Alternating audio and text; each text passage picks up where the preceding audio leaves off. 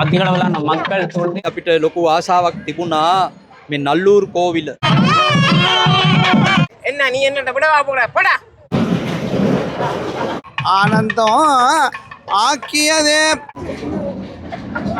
எப்படி போட்டு கொடுத்தார் என்றால் அதுதான் நீங்கள் அறியுங்கள் முக்கியமாக.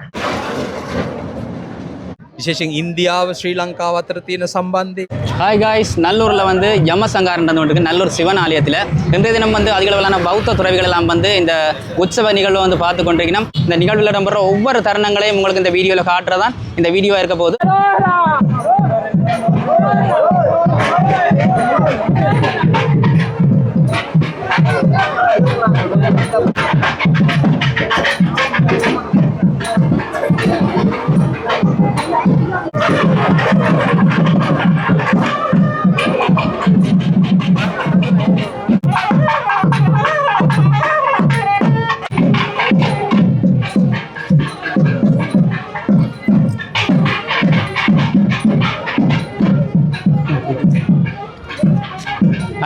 Advan.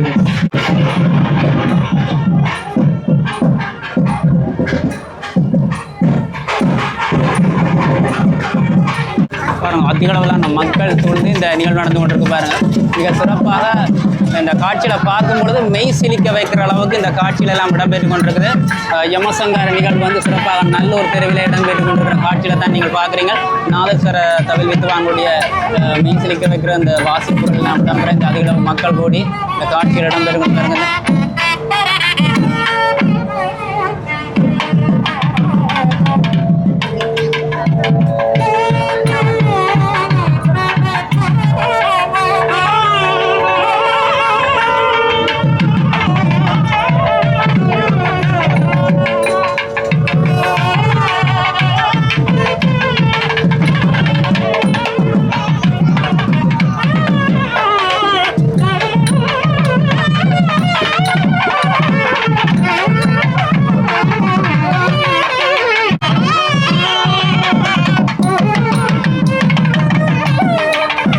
சிற்றம்பலம் தொல்லை இரும்புறவி சூழோ தலை நீக்கே அல்லல் அறுத்து ஆனந்தம் ஆக்கியதே எல்லை மறுவாரிகளிக்கும் வாதவோரன்கோன்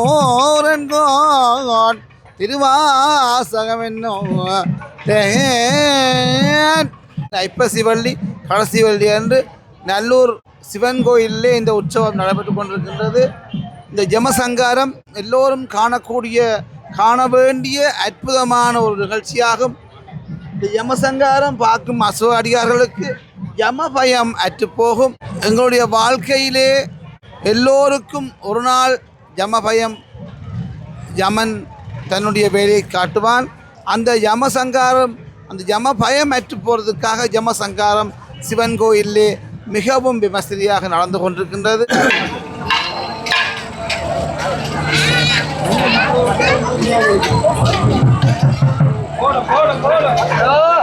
மார்க்கண்டேயர் என்று பெரிய ஒரு முனிவர் இருந்தார். அவருடைய தந்தையார் வரம் பெற்று பிறந்ததுதான் மார்க்கண்டேயர்.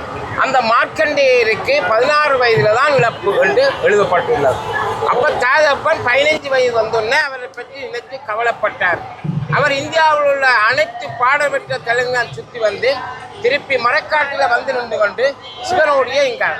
அப்போ உடனே முதலாவதாக அன்றைய தினம் இன்றைய ஐப்பசி வள்ளி கடைசி வெள்ளிக்கிழமையோடு முதலாவதாக வந்தது யம தர்மராயம் என்ற டிக்கெட் வந்துருது, எடுக்கொண்டு போய் எடுத்தாடா என்ற உயிரை என்று சொல்லி காலனை அனுப்பினார்.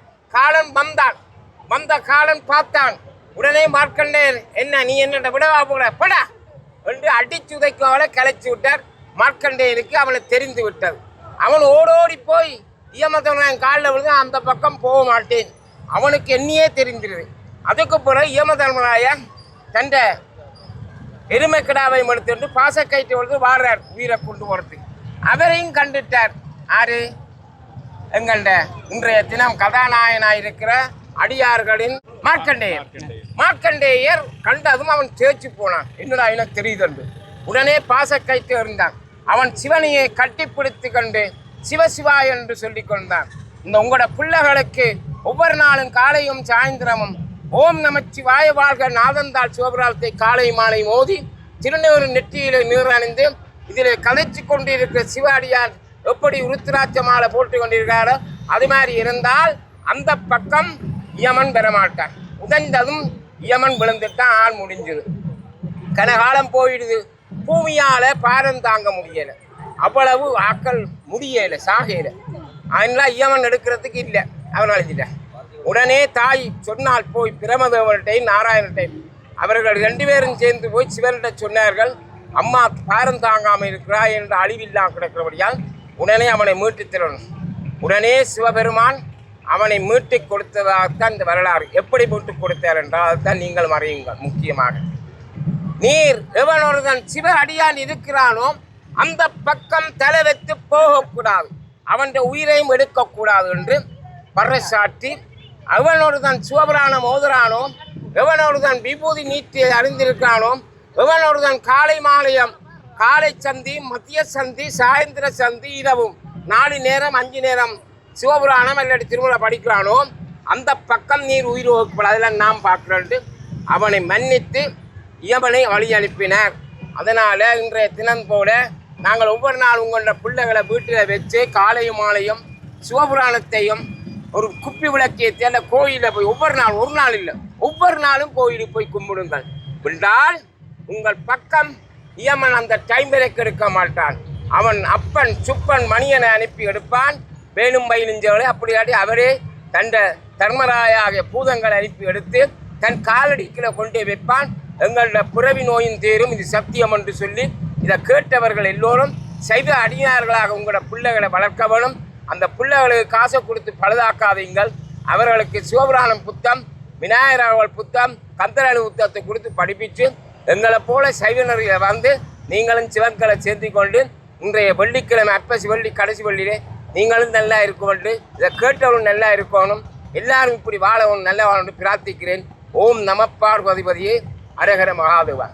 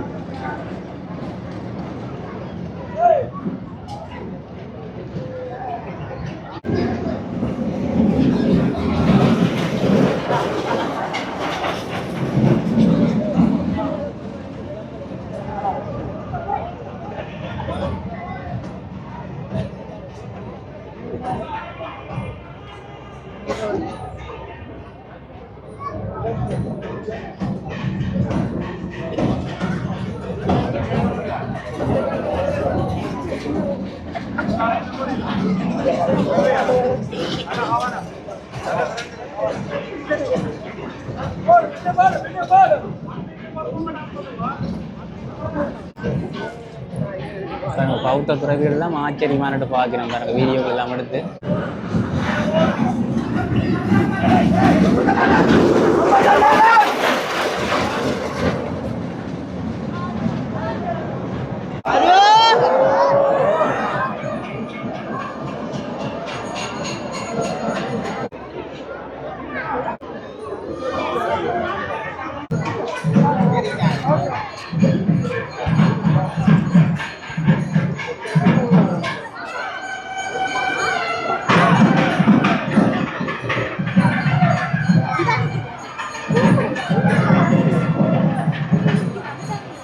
අපි අද විශේෂ ගමනක් අපේ මේ ශ්‍රී ලංකාවේ උතුරු කරේ යාපනයට පැමිණුනේ ශ්‍රී ලංකා බෞද්ධ හා පාලි විශ්වවිද්‍යාලයේ මහෝපාධ්‍යයන් වහන්සේ අපේ මහාචාර්ය හෝමාගම ධම්මානන්ද නායක හාමුදුරු, ඒ වගේම හිටපු මහෝපාධ්‍යයන් වහන්සේ මහාචාර්ය නෙළුවේ සුමනවංශ හාමුදුරු, ඒ වගේම අපේ විශ්වවිද්‍යාලයේ පීඨ තුනේ පීඨාධිපතිවරුන් වහන්සේලා ඇතුළු අධ්‍යයන කාර්ය මණ්ඩලයේ පැමිණුනේ. ඉතින් මේ පැමිණුණු අවස්ථාවේදී අපිට ලොකු ආශාවක් තිබුණා මේ නල්ලූර් කෝවිල දැක බලා ගැනීමට. අත වශයෙන් මේ අවස්ථාව සම්පූර්ණ වුණා. සන්ධ්‍යා භාගයේ පැවති විශේෂ ඒ ආගමික පූජා අවස්ථාවට අපට සහභාගී වීමට ලැබුණා, දැක බලා ගන්න ලැබුණා. ඉන් අනතුරුව විශේෂයෙන්ම මේ නගර මැදේ පවත්වන ලද මේ විශේෂ ඓතිහාසික වූද ආගමික වූද විශේෂයෙන්ම අපේ සහෝදර දමිළ ජනතාවගේ බැතිමත් සිත අවදි කරවන මේ විශේෂ මංගල්‍යයකට පූජා මංගල්‍යයකට සම්බන්ධ වෙන්නත් ලැබුණා. බොහෝම අනුස්මරණීයයි අද දවස අපට. ඉතින් මේ හැම ආගමකම තිබෙන ඒ ආගමික බැතිමත් බව, ඒ ආගමික විශ්වාස කොයිතරම් මහජන මනසට සමීපද, ඒ තුලින් අපේ මහජනතාව මොනතරම් සතුටින් සමාදානයෙන් යුක්තව කටයුතු කරනවාද කියන කාරණේ අපට පැහැදිලි වුණා. ඉතින් ඒ නිසා ඒ අවස්ථාවේදී ඒ සම්බන්ධයෙන් අදහස් කීපයක් ප්‍රකාශ කරන්න ලබා දීම පිළිබඳව අපි සතුටු වෙනවා. ඉතින් අපි ගරුතර මහා සංඝරත්නයයි මේ වැඩම කළේ. ඉතින් අපි විශේෂයෙන්ම බොදු බැතිමතුන් වගේම හින්දු බැතිමතුන් අතර විශේෂ සම්බන්ධයක් තියෙනවා. අපේ නම්‍යශීලී භාවයක් තිබෙනවා. හින්දු දහමෙත් අපේ තථාගත බුදුරජාණන් වහන්සේට ලොකු ස්ථානයක් ලැබිලා තියෙනවා.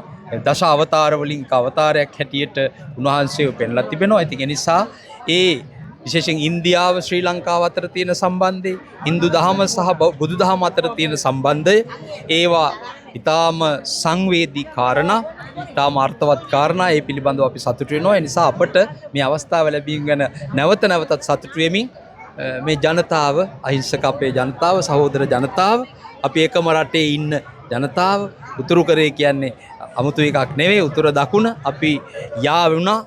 අපේ හදවතින් හදවතට බැඳුණා. මේ ආගමික චින්තාවලිනුත් ඒ කරන්නේ ජාතික සමගිය ඇති කිරීම. ඉතින් ඒ නිසා ඒ සියල්ල සලකා බලනකොට අද සුවිශේෂ අනුස්මරණීය අවස්ථාවක්. ඒ උත්සවය තාම සාර්ථක ලෙස මේ බොහෝ දෙනාගේ සහභාගීත්වයෙන් පැවැත්වුණු බවත් අපට පෙනී යනවා. බොහොම සතුටුයි. අපට ඒක හොඳ මතක සටහනක්. ඉතින් ඔබගේ මේ කටයුතු ਸਰව ප්‍රකාරයෙන්ම සාර්ථක වේවා කියලා අපි සුබ පතනවා. බොහොම ස්තුතියි.